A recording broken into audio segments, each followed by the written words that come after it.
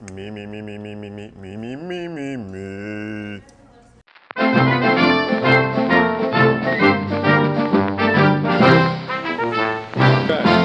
All right, we're rolling.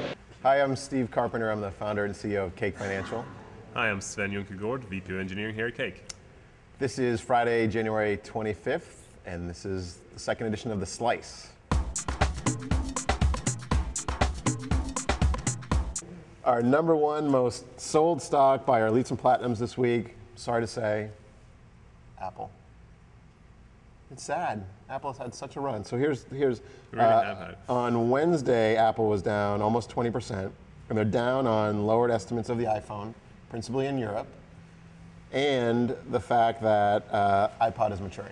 I don't think that's the only thing, though. They launched a bunch of new products. People generally weren't that impressed, and they posted record profits, but it was lower than what people thought they were going to be. I think those are big components of why it's going down as well. And my question is, who the hell doesn't have an iPod at this point? Probably not many. How many do you have? I have 0. So what you're saying... My wife has 2. So the average is 1 between the two of us. People are looking for a discount. Yeah, they lost a lot of money here the last week in the stock price, so it might be buying opportunity. Apple's on sale. That's what people are thinking. That's right. And I think what we learned is that the market for iPods going forward, just to Steve Jobs if you're listening, Swedes and old people. FXP. It's ultra short China 25. So people are buying ultra short China, and they're selling China. That's kind of the same thing. Yes. So we have at least they're consistent. We have a violent agreement by our top investors. That's right. They're just finding a different vehicle for it. And it's not strange. I mean, the China funds have gone down recently, so people are selling it. So check this out. It closed up 12.5% on Tuesday alone, and the index was only launched in November. So it had a 24% gain in the last week. Yeah, I love those ETFs. The new ones are coming out. Yeah. Every week, go and track and see what's going up and down. Citrix. CTXS, which is an infrastructure software maker. They actually reported amazing earnings and a stock buyback. What's going on with Citrix? I don't know exactly what's going on with Citrix, but long term, they have pretty good technology. So I would think long term, I would think this is a buy.